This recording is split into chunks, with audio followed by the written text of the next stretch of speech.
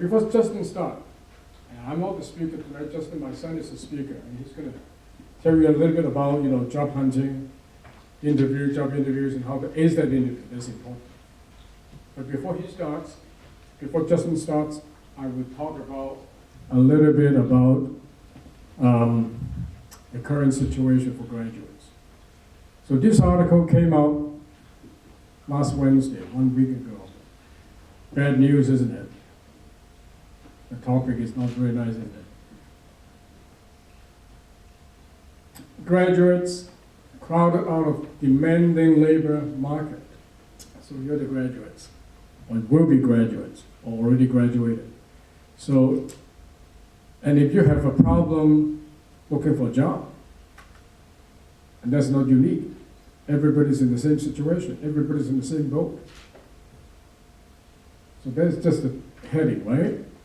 Just, can I have, there's only 4 slides that I'm going to show you. Yeah, right here. Those about to leave the city's tertiary institutions stand to earn less than their counterparts 25 years ago, prompting calls for a rethink of education and careers. Now, how could that be? Hong Kong is a world city. We would pride ourselves as being, an intelligent city, wealthy, with lots of money, lots of talent. Okay? But you guys get out to find a job today. It's not easy to find a job, first of all, but if you do find a job, you're actually making less money than those graduates. Than those graduated 25 years ago. Is it possible? Is it possible? It's not possible, isn't it? A world city, intelligent, wealthy, you're making a lot less money today than your counterpart 25 years ago.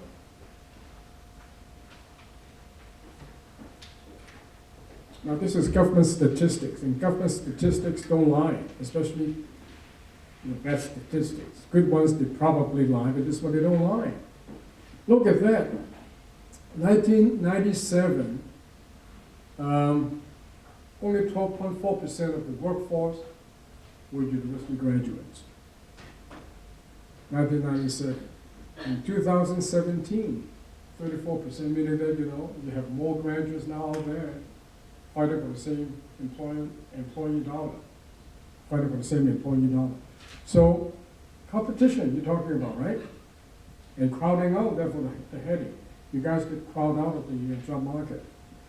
Okay, now comes to the salary. 1992, they actually bring it back, inflation adjusted to 2015. So these two figures compare apple to apple. So 1992, if this kid graduated in 1992, and then today he's actually making 15,929. Whereas you graduated today, you go out and get a market, you go and get a job, and you're making less. You're making 14,395. I don't understand this at all. Maybe during tea reception, we'd like to talk about it, and you can enlighten me on the scenario. Why is that? Have you ever heard of a city, any city in the world, in that kind of situation? Right? I don't know. I don't understand this at all. Okay, I'm going to hand this mic to Justin. Justin is a graduate of University of British Columbia. He got a commerce degree in 2002, I believe. And he worked in Vancouver for 3 years, entry-level jobs to build character. That's what he told me, right? Before he came back to Hong Kong in 2005, and he was briefly with Swire Pacific doing apparels, and then LVMH doing liquor. And then after that, he said, I found my true love, which is the executive search and recruitment. So he was in that field, executive search and recruitment, over 10 years now, right? That's a little bit over 10 years. And he's currently with a company called Ambition, an Australian publicly listed company, Ambition Hong Kong, and he's a director of Ambition Hong Kong. So let's just put our hands together with Justin Leung.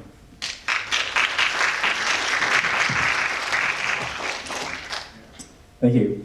So, thank you everyone for coming here tonight. And as my dad gave a nice intro, I'm a director at Ambition.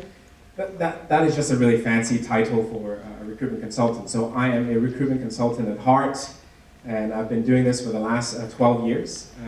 So a recruitment consultant, what we do is we help companies find talent. And in the last 12 years, I've conducted, can't really count, but probably over thousands of job interviews. That's really what I do on a daily basis. So I've been thinking really hard over the last few days what I want to talk about, what I want to share today. I thought interview tips is a good topic because we're in that sort of season that many of you will be going out and looking for jobs, and inevitably you have to go through job interviews before you land an offer. So I want to share a little bit about interview tips, some practical tips that I can share. Hopefully you can take away and apply it. Over the last 12 years, I've met a lot of people, and I've seen a lot of great interviews. I've sat in some not so good interviews, and it really, from my perspective, I want to share with you as an interviewer's perspective. And hopefully these will be useful to you. And so I'll go straight into it. I got 3 tips for you. I don't have any slides, but so hopefully you can stay with me. The first tip to ace a job interview is that you have to be interested in the job. And you may be saying that's really not a tip, but please stay with me. Interest level is really important. Okay? I've interviewed a lot of people, and on many occasions, I have sat in an interview room, sat across the desk of people who look absolutely checked out. They look completely disengaged. They want to be anywhere else but in the interview room speaking with me. And again, that sets the impression for the interviewer when you don't want to be there, and when you're sitting across someone who's an experienced interviewer, they can tell. And that sort of impression isn't really a good one. So what I want to share is you have to be interested. So if you're not interested in the job, firstly, don't apply for it. I know that it comes with pressure. As fresh graduates, you want to go out there and find a job, but you got to ask yourself when you're applying online or through whatever channel, are you really interested in that job? If you're not, you really got to think twice. So these are examples of people who have interviewed who are not interested. But on the flip side, imagine if you're interested in the job, you apply for it, then you're naturally excited. If you're excited, you're going to research about the company. When you research a company, you're going to prepare good questions to ask. And you're going to come across in an interview setting that you're engaging, you're going to have a warm smile, and throughout the whole interview process, you're going to leave a really good impression for the interviewer. So it really does make a world of difference, whether you're interested in a job or not. So whatever way you need to research, you're going to find a way to get yourself interested, and that is really one of the ways of acing a job interview. So that first tip is interest level. I talked about researching a company just now, and I want to share a little story. Probably about 8 years ago, I was working for a recruitment firm called Michael Page. Some of you may have heard of it. I was based in Guangzhou then. I was hiring someone onto my team to become a recruitment consultant. So one of these interviews, it was really early in the morning. I was 8:30 interviewing a fresh grad. This person I won't name, but he came from one of the top universities in the UK. And me and my managing director were interviewing him. Let's call him Johnny. So we're interviewing Johnny, great conversation, 20 minutes into it, we really like him. And then my MD threw a question, hey Johnny, why do you want to work for Michael Page? So we're a recruitment company, okay? We're hiring for a recruitment consultant. Johnny here sitting across from us, interviewing for a recruitment consultant job. Johnny, why are you interested in working for Michael Page? Johnny looked dead into our eyes and said, it's because I've always wanted to be an investment banker. Now, research. You really have to research who you're interviewing for. So what my MD said is, Johnny, when you go away, research what we do, and call us again if you're interested. And guess what? He actually called us back half an hour later. Hey, Mr. Thompson, Mr. Leung, you guys are a recruitment firm.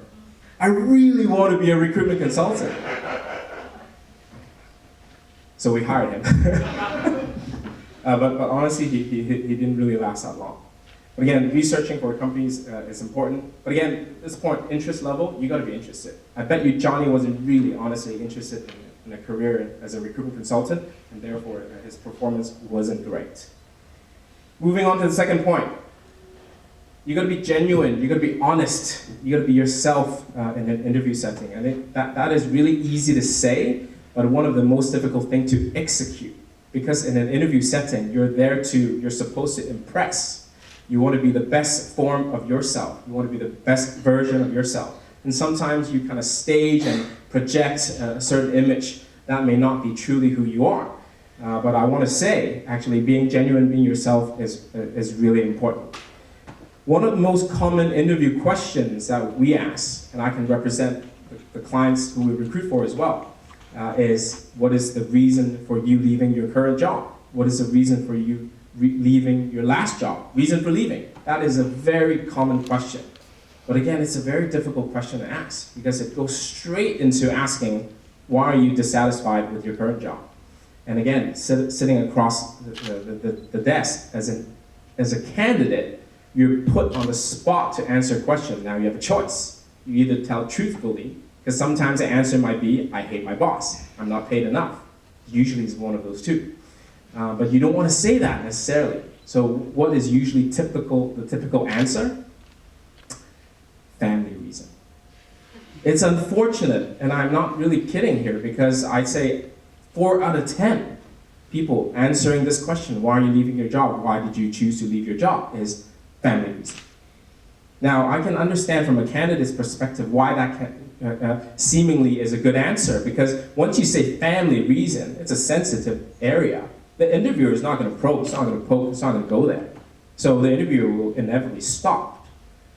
But what the candidates don't know is that as an experienced interviewer who conducted hundreds or thousands of interviews, we know when you say family reason, that is just a smokescreen. You're trying to conceal the real reason why you leave a job. So the moment you say that, you try to hide the truth, you try to misdirect all the credibility that you may have built up during the interview process out the window. So this my second point here, being honest, being genuine is really, really important. So again, it goes back to preparation. You got to prepare for these type of questions. And you got to think about and rehearse in your head what kind of answers you're going to give. Now, I mentioned earlier, it could be the reason why you're leaving is because you can't stand your boss. Now, I'm not suggesting that you say, I hate my boss, because the last thing you want to do is throw your boss or anyone under the bus. You don't want to sound like the person who is complaining or bad-mouthing. That's the last thing you want to do. Don't do that. So how might you answer that question if truly that's the reason? Well, what you can say is, sir, me and my boss or we have different views, and I learned that earlier on in my job duties, and I've decided that I'm going to spend 6 months trying to work things out. I give myself every opportunity to be collaborative, to try to think in terms of the company's interests. But after 6 months, I realized that the differences that we had were too great. And that's why I decided to part ways with the company. But that's a much more professional answer, and you're not lying, you're stating the facts. But that's one of the examples of a way of how you can answer and go around a question like that, but still being genuine and truthful. So the second point is being genuine, being honest, being yourself. It is hugely, hugely important. Third and final point. You got to make it about the company and not yourself. You got to think about the company, put yourself in their shoes, and not think about your self-interest in an interview setting. That is probably one of the best tips I can give you in how to score, how to do well in an interview. Why? Now, go back, my dad said I graduated in 2002. That's almost 20 years ago. I remember my 4th year before I graduated, I received some interview training as a student, and I was told, this is the way you wrap up an interview. This is the way that you end an interview session as a candidate. You look the interviewer in the eye and say, thank you so much for the opportunity, for allowing me to spend time meeting with you. I am hugely excited about this opportunity, and I believe my successful sales track record, my interpersonal skills can add value to your organization, and I very much look forward to the day that I can work for your organization. And that's how I was trained. That's a parting statement. And I still believe today, if you end an interview like that, again, it's going to leave a very positive impression to the interviewer. However, fast forward today, recently, again, I interviewed people for my team, looking for recruitment consultants. Recently, I was interviewing this young man, probably graduated 1 or 2 years ago, young guy, very presentable. We had a great interview, 20-minute, 30-minute in. I asked him, hey, David, do you have any questions for me? And he said, yeah, Justin, Ambition, what kind of career path am I going to have? And why should I join Ambition? No. Honestly, please, that's not how you want to position yourself. He's almost challenging me. I almost want to reach over and punch him in the face. You don't, as a candidate, ask a question like that. Yeah? You want to be thinking about, so the reason why he asks is because, what are you going to do for me? How's my career going to be benefited if I join your organization? It's about me. And again, that's not going to score you any points in a job interview. You got to think more about the employer, the company that you're about to join. You want to get a job offer. You want to think about the value that you can add to the company. But again, this concept seems to be a lost art. And honestly, I haven't seen a lot of people candidates interview that way. But if I see anyone who interviews that way, I hire every one of them, because it really shows that they care and they really want the job. So again, my third and final point is you got to make it about the company and not about yourself. Okay? I appreciate you're building a career. It's fine. It's okay. You want to join this company so that your CV looks good, you want career progression, fine. But in an interview setting, you got to make it about the company. Does that make sense? Yeah? Cool. So those are the 3 points. Just to summarize, you got to be interested in the job. If you're not, you got to find a way and ask yourself, how am I going to be interested in this job? And if you are, then you're going to do well in the interview. Second point, you have to be genuine, you have to be honest, you have to be yourself. And finally, you got to make it about the company more so than it is about you in the job interview. Okay. Now, initially I had this plan to invite a couple of volunteers to do a bit of a mock interview. Anyone care to join me here on stage? I promise you, it's not about embarrassing people. I'm not going to embarrass you. I'm genuinely going to ask you a couple of pretty simple standard interview questions. Anyone? Please come on up. What's your name, sir? Charles, welcome. Please have a seat. Okay, so, yeah. Hey, gosh, okay. So just hang back here. I'm going to have a chat with Charles first. So I'm the interviewer. Yeah. Charles is coming in for an interview. So that's it. So this is a live scenario. So Charles, can you tell me a little bit about yourself?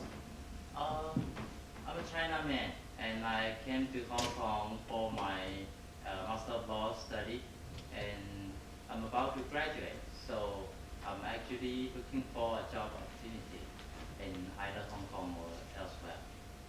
Yes. Great. And a little bit background about myself. I acquired my Bachelor of Law in the mainland, and I have gained some years experience in practicing in both in-house and also in the organization. And so what I'm studying here in Hong Kong is actually common law. You may wonder how common law will affect my future career if I work in in the mainland, because mainland is a civil law jurisdiction. That's actually a very good question, because I actually myself, being a Chinese legally trained person, if I learn common law, how is going to help my career? And then I figured out common law is about legally reasoning and writing, and also the funding case system is also a doctrine in the civil system law in the common law system. So, and actually the methodology will help a lot, even if I work in the mainland, because in the mainland, usually trials be conducted in a different way, but in terms of judgment, it will be more different than the judgment in the common law system. By that I mean the reasoning part in the mainland judgment will be much shorter and much more, sometimes the judges may be eloquent orally, but in the formal writing, he try to, put it short but in the point. Whereas in the common law judgment, usually the judge will elaborate whatever he believes needs to be, written in that. Yeah. Thank you. Give Charles a hand, please.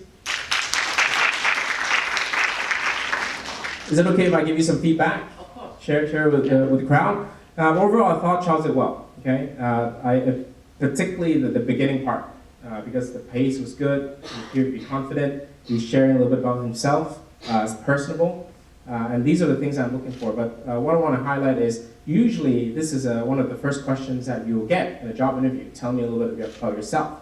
But I want to share that the reason behind the interviewer asking this question usually is just so that they can get you to check out your communication skills, your language skills. Are you fluent? Are you presentable? How do you present yourself? So usually when you're doing your 60-second intro, you can see the interviewer busily writing down notes, presentable, good English, very fluent in the way that he communicates. And so the interviewer is actually writing a lot of notes. And this first 60 seconds, a minute, is actually quite crucial because, again, the first impressions are formed. So I just want to share with you guys, usually a question like that, can you please tell me a little bit about yourself? That is usually the reason behind the question. Now, the key is, what I would say is, maybe that was a little bit long. You want to keep it short and sweet. I say, 60-second tops, no more than that. Because a lot of what you were sharing towards the end, you want to save it until when the recruiter or the interviewer asks you your question, your profession, your experience, and you want to share in those sort of later sections. Okay, I was expecting your foreign question, but Sure. Yeah. But as an intro, I thought Charles did really well. So again, thank you. Okay. Come on, have a seat. My notes. All right. Great. So, Ash, okay, thank you for coming today. Tell me, where do you see yourself in 5 years' time?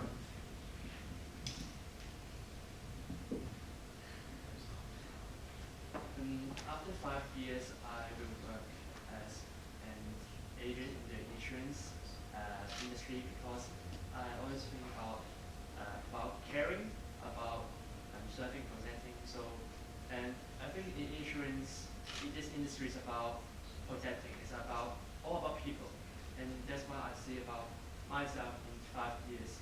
I will become an agent in the insurance industry, and maybe I can be a very good group leader in my company. Right. Thank you. Please give Dash a hand. Okay, let's first go about and share the design of this question. Where do you see yourself in 5 years?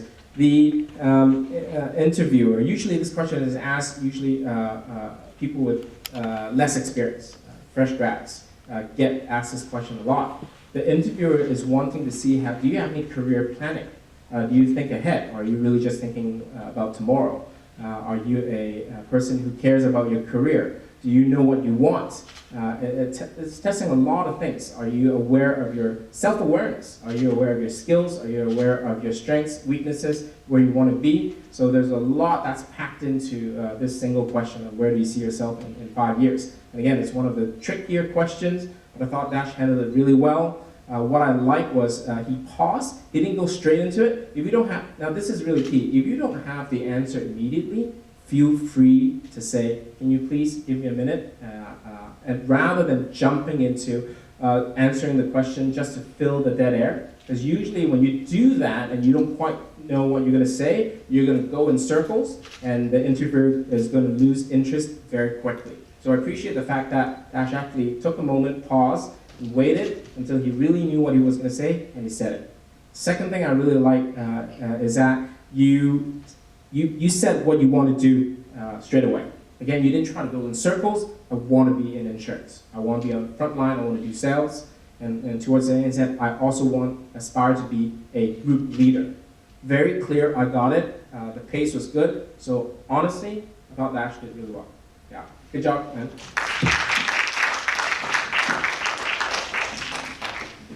Okay, that almost concludes my talk today. Thank you for your time. I'll give you guys a bonus tip. I said I'd share 3. Okay, I'll give you one last one. The one last tip I give you to score a really good or ace an interview is a follow-up email. Who does that? Who's interviewed and actually sent follow-up emails?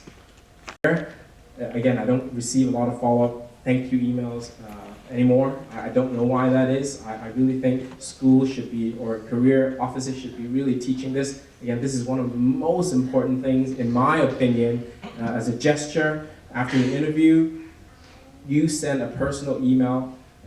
Ideally, you write every single email, but if you have to copy and paste, check the fonts, because again, sometimes I see emails with 5 different fonts, and I know you're copying and pasting.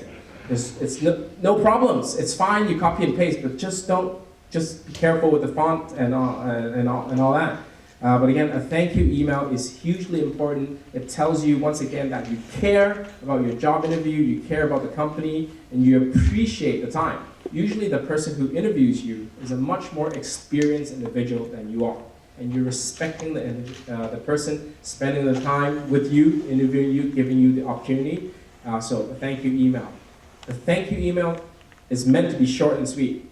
Don't write like an essay. No one's going to read that. 2 lines, 3 lines tops. Thank you for your time. Really appreciate it. Maybe sometimes what I usually add in is a recent piece of news. Oh, recently I heard that you had a new product launch and that it was successful and it boosted your quarter sales by 30%. That is really impressive. Something like that, that's relevant. But again, a thank you email is hugely important, and that's all I have to say today. Thank you guys.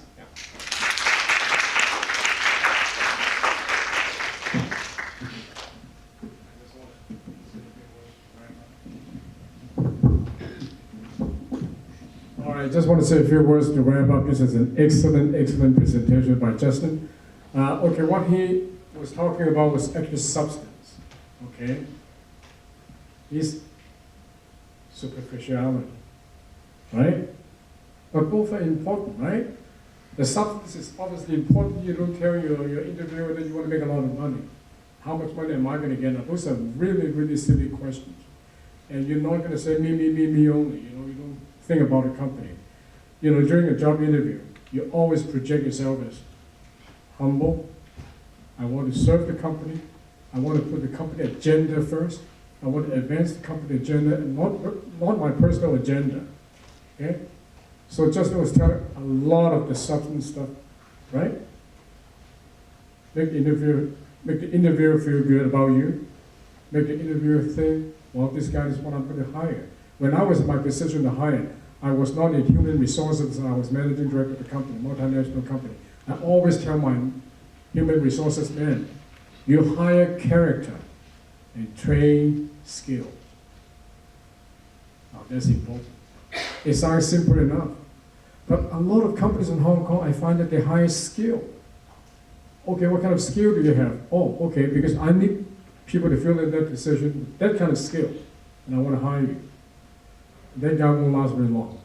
Because, you know, not soon after, the company found out that this guy is not good. His attitude is not right. He's always selfish about himself, about money. You know, he doesn't get along with colleagues.